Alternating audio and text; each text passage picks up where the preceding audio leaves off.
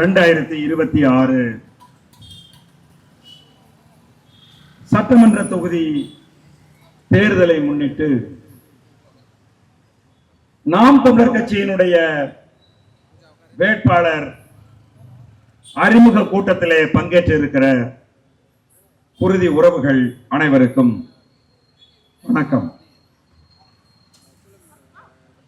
என் உயிர் அண்ணன் செந்தமிழன் சீமான் அவர்கள் 1000 விளக்கு சட்டமன்ற தொகுதியில் நாம் தமிழர் கட்சியின் சார்பாக கடந்த 6 மாதங்களுக்கு முன்பே என்னை அறிவித்திருந்தார். பொதுவாக தமிழ்நாட்டை எடுத்துக்கொண்டால் ஒவ்வொரு ஊரின் பெயருக்கும் ஒரு காரணம் இருக்கும். அந்த வகையிலே இந்த ஊருக்கு ஏன் 1000 விளக்கு என்று வைத்திருக்கிறார்கள் என்றுதான் நான் முதலிலே ஆய்வு செய்தேன்.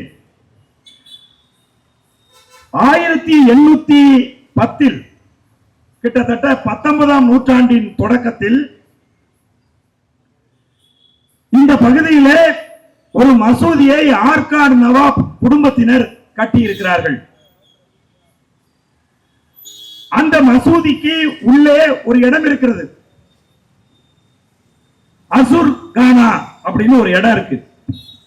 அவர்கள் குடும்பத்தோடு வரும்போது அங்குதான் கூடுவார்கள்.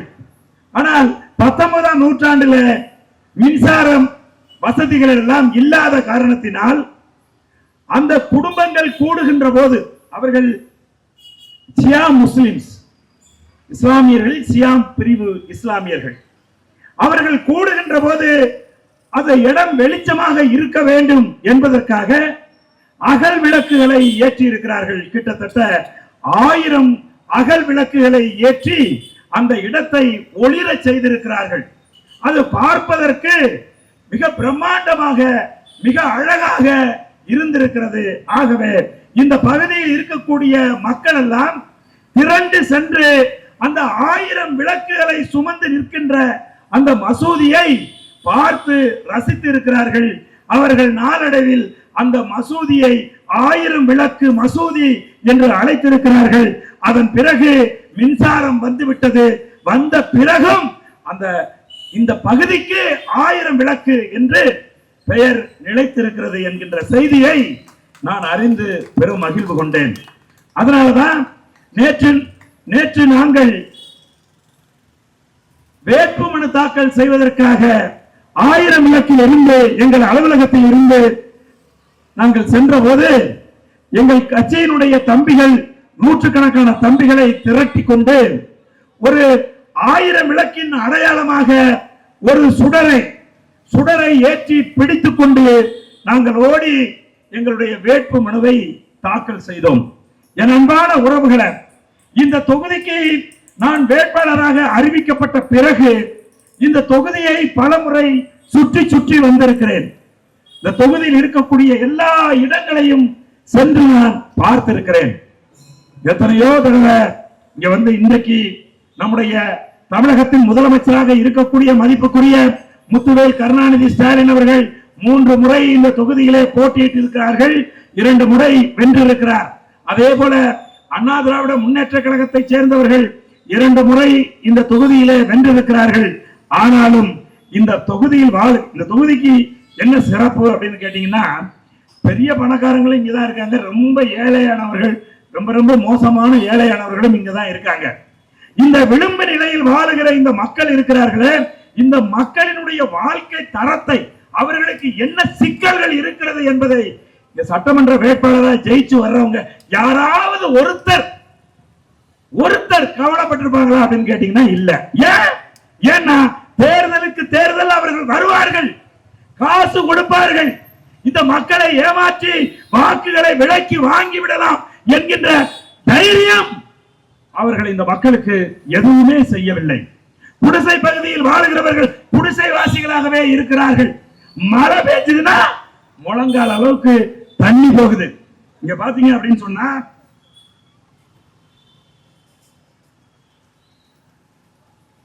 1000 விளக்கு தொகுதி அப்படின்னு சொன்னாவே ரொம்ப மன வேதனை நான் அடைந்தது எதை பார்த்து அப்படின்னு கேட்டீங்கன்னா, போதை பொருட்கள் மிக மோசமாக சந்து பொந்துல எல்லாம் விற்பனை செய்யப்படுது. அத இங்க இருக்கக்கூடிய அரசுகள், மாநகராட்சி சுத்தமாக அதையெல்லாம் கண்டுகல. எத்தனையோ இடத்துல போதை பொருளை பயன்படுத்துகிறார்கள். வெளியில் இருந்து வந்தெல்லாம் அங்கே மது குடிப்பதற்கான இடமாக பொது இடங்களை பயன்படுத்துகிறார்கள் என்று இந்த மக்கள் மாநகராட்சிக்கு எத்தனையோ முறை கம்ப்ளைண்ட் கொடுத்தும் கூட இந்த மாநகராட்சி இதுவரைக்கும் கண்டுகல. இந்த 1000 விளக்குத்தான் சென்னையிலேயே அதிகம் இளைஞர்களை கெடுக்கிற போதை பொருட்களை உற்பத்தி செய்கிற ஒரு இடமாக இந்த 1000 விளக்கு தொகுதி இருக்கிறது. என் அன்பா, மக்களுக்கு அச்சம் ஏற்படுது. இங்க இதெல்லாம் பொதுவா இங்க லைட் போட்டிருக்கு. இது போக்குவரத்து அதிகமாக இருக்கிற பகுதி என்பதால் மக்கள் அச்சமின்றி நடமாறலாம். ஆனால் விளிம்பு நிலை மக்கள் வாழுகிற, ஏழை எளிய மக்கள் வாழுகிற குடிசை பகுதியாக இருக்கிற பகுதியெல்லாம் இருண்டு கிடக்கிற பகுதிகளில் மக்கள், பெண் பிள்ளைகள் ஒரு 7 மணிக்கு மேல நடமாடுவதற்கு அச்சம் கொள்கிறார்கள். என்ன காரணம் அப்படின்னு கேட்டீங்கன்னா, போதை பொருள் அவ்வளவு மோசமாக இந்த தொகுதியில பரவி கிடக்கு. அவற்றை எல்லாம் கட்டுப்படுத்த வேண்டும். இந்த பகுதியில் வாழுகிற பெண்கள், பெண் பிள்ளைகள், படிக்கிற பிள்ளைகள் அச்சமற்று வாழ வேண்டும் என்று ஒரு சூழலை உருவாக்க வேண்டும் என்று இந்த சட்டமன்றத்தின் உறுப்பினர்கள் யாரும் இதுவரைக்கும் கவலை கொண்டதில்லை. அதே மாதிரி பாத்தீங்கன்னா, கிரியப்பா சாலைன்னு ஒரு பகுதி இருக்கு. ஒரு சொட்டு மழை கீழே விழுந்துச்சுன்னா உடனே முழங்கால் அளவுக்கு தண்ணி வந்துருது. தண்ணி வந்தா மட்டும் பத்தாது, அந்த பகுதியில சாக்கடையும் சேர்ந்து மக்கள் அந்த பக்கம் நடமாடவே முடியாத அளவுக்கு கிரியப்பா சாலை பகுதிகள் சாக்கடையால் நிறைந்து இருக்கிறது. என் அன்பான உறவுகளை, எனக்கு இந்த பிரச்சனை எல்லாம் இங்க எம்எல்ஏவா இருக்கிறவங்களுக்கு எல்லாம் தெரியுமா தெரியாதான்னு எனக்கு தெரியல. மதிப்புக்குரிய மருத்துவர் எழிலன் நாகநாதன் அவர்களுக்கு இந்த தொகுதியில என்னென்ன பிரச்சனை இருக்கு அப்படிங்கிறது கூட தெரியுமான்னு எனக்கு தெரியல. ஏன்னா இந்த தொகுதியில் இருக்கக்கூடிய மக்களுக்கு பேருந்து நிறுத்தங்கள் இல்லை. மக்கள்கிட்ட போய் பேசும்போது சொல்றாங்க, ஐயா நாங்க பேருந்து ஏறணும்னா வல்வர் கொடுத்துட்டு போக வேண்டி இருக்கு. இங்க இருந்த பேருந்து நிறுத்தங்களை எல்லாம் அகற்றி விட்டார்கள். பேருந்து சீக்வன்ஸ் வரிசையம் அடுத்தடுத்து பேருந்துகள் வந்து கொண்டிருந்த ஒரு இடத்தில் பேருந்துகளை நீக்கிவிட்டார்கள். ஆகவே எங்களுக்கு தொடர்ச்சியா பயணம் செய்வது சிரமமா இருக்குதுன்னு சொல்றாங்க.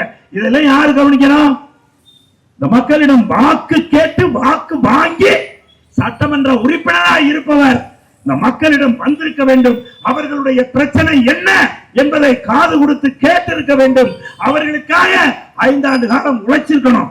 ஆனா மதிப்புக்குரிய எழிலன் நாகநாதன் அவர்கள் நல்ல வெள்ளையும் சொல்லையுமா ஆபீசர் மாதிரி எங்க எல்லாம் தூசுபடாம எதையாவது பேசிட்டு போட்டோ எடுத்து வீடியோ போட்டுட்டு நான் 1000 விளக்குக்கு எல்லாம் செய்து விட்டேன், 1000 விளக்கில் நான் பயங்கரமா வேலை செஞ்சிட்டேன் என்கின்ற ஒரு பொய்யான பரப்புரையை செய்திருக்கிற ஒழிய இங்க உண்மையாகவே இந்த மக்களுக்காக எதையும் அவர் உழைத்து எதையுமே அவர் செய்யல. அதே மாதிரி இந்த தொகுதியை பொறுத்தவரை பாத்தீங்கன்னா ஹவுசிங் போர்டு வீடு கட்டி தரேன்னாங்க. நான் இப்ப கூட வந்த உடனே தம்பியை கேட்டேன், இந்த கங்கை கரைப்புறத்துல ஹவுசிங் போர்டு புதிய வீடுகள் கட்டி தரேன்னு சொன்னாங்களே, அந்த பகுதியில் இருந்து என் தம்பி எங்கள் கட்சியில் பயணிக்கிற தம்பி வந்த போது நான் கேட்டேன், தம்பி கங்கை கரைப்புறத்துல உங்களுக்கு வீடு கட்டி தரேன்னு முன்னால் 2021 ஐயா நாகநாதன் அவர்கள், அதாவது எழிலன் நாகநாதன் அவர்கள் இந்த தொகுதியிலே போட்டியிடுகிற பொழுது வாக்குறுதி கொடுத்தது திமுக, அந்த பகுதியிலே வீடு கட்டி கொடுத்து விட்டார்களா என்று கேட்டேன். அண்ணா இன்னும் கட்டி கொடுக்கவில்லை என்று சொன்னார். அதே எழிலன் நாகநாதன் அதே 1000 விளக்கு தொகுதியில் திரும்பவும் திமுகவின் வேட்பாளர் வர்றாரு. என்ன சொல்லுவாரு? அந்த கங்கை கரைப்புறத்தில் இருக்கக்கூடிய மக்களுக்கு போய் என்ன சொல்லுவாரு? நான் எனக்கு ஓட்டு போட்டீங்கன்னா திரும்ப நான் வீடு கட்டிதாருன்னு சொல்லுவாரா? வெட்கமா இல்லையா? அசிங்கமா இல்லையா? நீங்க இப்படி சொல்வதற்கு கேவலமா இல்லையா உங்களுக்கு? நான் கேட்கிறேன், இந்த மக்கள் எத்தனை முறை ஏமாற்றுவீங்க? எத்தனை முறை ஏமாற்றுவீங்க? விளிம்பு நிலையில் வாழுகிற அன்றாடம் காட்சிகளை நீங்கள் ஏமாற்றி விட்டு ஒரு வருஷத்துக்கு 3 கோடி ரூபாய் மேம்பாட்டு நிதி மட்டும் கொடுக்கிறான். ஒரு தொகுதி மேம்பாட்டுக்கு ஒரு வருஷத்துக்கு 3 கோடி, 5 வருஷத்துக்கு 15 கோடி. என்ன கிழிச்ச சொல்லுவாப்பா? வெள்ளை அறிக்கை கொடுப்பியா? எழிலன் நாகராஜன் வெள்ளை அறிக்கை கொடுக்க முடியுமா? நான் கேட்கிறேன். சுரண்டி திக்கிறதுக்கு மக்களுடைய வாழ்க்கை தான் கிடைச்சது உங்களுக்கு. நான் கேட்கிறேன், இந்த எம்ஆர் ராதா நகர்ல 24,000 ரூபாய்க்கு காசோல கொடுத்தாங்க. நீங்க எல்லாம் வீட்டை காலி பண்ணுங்க, உங்களுக்கு வேற வீடு வாங்கி தரணும் திமுக காரர்கள் 2021 ஆட்சி அதிகாரத்துக்கு வந்ததுக்கு அப்புறம் அந்த மக்கள் பாவம் இவங்க பொய்காரங்கன்னு தெரியாம நம்பி 24,000 ரூபாய் காசோடைய வாங்கிக்கிட்டு வாடகைக்கு மற்ற இடங்களுக்கு வீட்டுக்கு போனாங்க. ஒரு 200-300 குடும்பம் இன்னைக்கு வரைக்கும் வீடு கட்டி கொடுக்கல. அன்றாடம் காட்சிகள்ங்க. அவங்க எப்படிங்க போய் வாடகைக்கு வாழ முடியும்? வாடகை கொடுக்க முடியாமல் தங்கள் குடியிருந்த அதே பகுதிக்கு இன்றைக்கு திரும்ப வருகின்ற சூழல் இருக்கு. இதற்கு 5 ஆண்டு காலமாக இங்க எம்எல்ஏவா இருக்கிற எழிலன் நாகநாதன் என்ன பதில் சொல்லுவாரு? நான் கேட்கிறேன், உங்களால போய் எம்ஆர் ராதாநகரில் இருக்கக்கூடிய மக்களிடம் வாக்கு கேட்க முடியுமா? அவர்கள் காரி முகத்தில் துப்ப மாட்டார்களா? நான் கேட்கிறேன், என்னையா நடந்தீங்க? ஆட்சிக்கு வர்றதுக்கு முன்னாடி மக்களை பார்த்து வாக்கு கேட்கிற போது நீ கொடுக்கிற வாக்குறுதியை உயிரை கொடுத்தாவது காப்பாற்றணும்டா. அவன் தானே மனுஷன், அதுதான் அரசியல் கட்சி. என்ன கேட்கிறேன், 2021 நீங்கள் கொடுத்த வாக்குறுதி எதை நிறைவேற்றிருக்கீங்க? இங்க இருக்கக்கூடிய மாநகராட்சி பள்ளிகள் குழந்தைங்க அடுத்த தலைமுறை பிள்ளைகள் படிக்க வேண்டும். படிக்க வேண்டிய பிள்ளைகள் மாநகராட்சி பள்ளியும் அரசு பள்ளியும் எப்படி இருக்கு? எவ்வளவு காலமா இருக்கு? பிள்ளைங்க போய் படிக்க முடியுமா? ஒரு சுகாதாரமான கழிப்பறை இருக்கையா? நான் கேட்கிறேன், சுகாதாரமா ஒரே ஒரு கழிப்பறை இருக்கா? இல்ல. அது போல இந்த பகுதியில எத்தனையோ பிரச்சனைகள் இருக்கு. காமராஜபுரத்துல அஸ்வத்தம்மன் கோயில் பகுதியில அவங்களெல்லாம் இதெல்லாம் இந்த தொகுதியில இருக்கான்னு திமுக காரர்களுக்கும் அண்ணா திமுக காரர்களுக்கும் தெரியாது. அந்த பகுதியில வாழ்ற மக்களோட பிரச்சனை என்னன்னு தெரியாது. ஒரு பொது கழிப்பிடம் வச்சிருக்கீங்க. அந்த கழிப்பிடத்துக்கு ஒரு 1000 மீட்டர்ல இருந்து அந்த பக்கம் வாழ்ற பெண்கள் டெய்லி அந்த பொது கழிப்பிடத்தை தான் பயன்படுத்தணும். யோசிச்சு பாரு, ஓ வீட்டு பெண் அப்படி ஒரு இடத்துல இருந்து அங்கிருந்து அவள் இங்கே வந்து இந்த கழிப்பிடத்தை பயன்படுத்தணும் அப்படின்னு சொன்னா அது அசிங்கமா இருக்காதா? அந்த பெண் பிள்ளைகளுக்கு கூச்சமா இருக்காதா? அவர்களுக்கு என்ன நீங்க செஞ்சு கொடுத்திருக்கீங்க? கழிப்பிட வசதிகளை செஞ்சு கொடுத்திருக்கியா? போய் அதை என்றைக்காவது நீ சோதனை செஞ்சிருக்கியா? அது எப்படி இருக்கும் என்று பார்த்திருக்கிறாயா? நான் கேட்கிறேன். அதே போல குடிநீர் பிரச்சனை தாங்க பெரும் பிரச்சனை.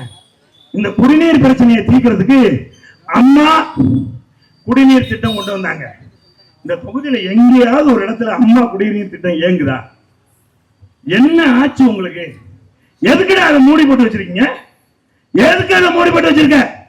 ஏழை எளிய குடும்பத்தில் இருக்கக்கூடிய பெண்கள் அந்த அம்மா குடிநீரை பிடித்துதான் தங்கள் பிள்ளைகளுக்கு கொடுத்தார்கள், தங்கள் குடும்பத்திலே சமையல் செய்தார்கள். அதை எதுக்கு திமுக ஆட்சிக்கு வந்த உடனே அது அம்மா குடிநீர் என்று இருந்ததா? உங்க அப்பா கலைஞர் கட்டுமரம் கலைஞர் கருணாநிதி குடிநீர்னு அதை இல்லாததுனால அதை மூடி போட்டுட்டியா? அதை மூடி போட்டதுனால என் குருதி உறவுகள், என் ரத்த சொந்தங்கள், ஏழை எளிய மக்கள் கிராமப்புறத்திலே வாழ்றவங்க இந்த குடிசையில வாழ்றவங்க எவ்வளவு சிரமப்படுறாங்க தெரியுமா? 1 லிட்டர் தண்ணி இன்னைக்கு என்ன விலைக்கு விற்கிறாங்க தெரியுமா? நான் கேட்கிறேன், என்ன செஞ்சு கிழிச்சீங்க 1000 விளக்குக்கு? திரும்பவும் வந்து ஓட்டு கேட்கறீங்க, அதே வேட்பாளரை நிறுத்திருக்கீங்க. உங்களுக்கு இருக்கிற ஒரே தைரியம் ஓட்டுக்கு காசு கொடுத்து இந்த மக்கள் ஆண்டாண்டு காலமா ஏமாறுவார்கள். நீ கொடுக்கிற காசு 500 1000 வாங்கிக்கிட்டு நாங்க வந்து நான் சொல்றேன் உனக்கு 1000 500 வாங்கி ஒரு மாசம் குடும்பம் நடத்த முடியுமா? கேட்கிறேன், 1000 500 வாங்கிட்டு ஒரு மாசம் குடும்பம் நடத்த முடியுமா? உங்க ஓட்ட வெறும் 1000 ரூபாய்க்கு 500 ரூபாய்க்கு வாங்கி 5 வருஷம் உங்க பேரை சொல்லி கொள்ளையடிச்சு அவன் எவ்வளவு பெரிய கோடீஸ்வரன் மாறுறான் யோசிங்க. இந்த தொகுதியில் இருக்கக்கூடிய வாக்காளர் பெருங்குடி மக்களை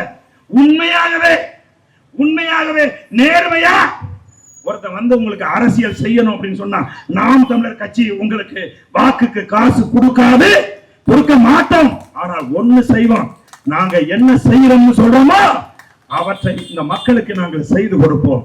இந்த மக்களுடைய வாழ்க்கையை நேர்மையான வாழ்க்கையாக, உண்மையான வாழ்க்கையாக, அவர்கள் ஒரு சரியான வாழ்க்கையை ஒரே ஒரு முறை தனி ஆளா நின்று 16 ஆண்டு காலமாக தமிழகம் எங்கும் தொண்டை அருந்து ரத்தம் கசிய என் உயிர் அண்ணன் செந்தமிழன் சீமா தமிழகம் எங்கும் கத்தி கதறான். எதுக்கு? சொத்து சம்பாதிக்கிறதுக்கா? கோடீஸ்வரன் ஆகிறதுக்கா?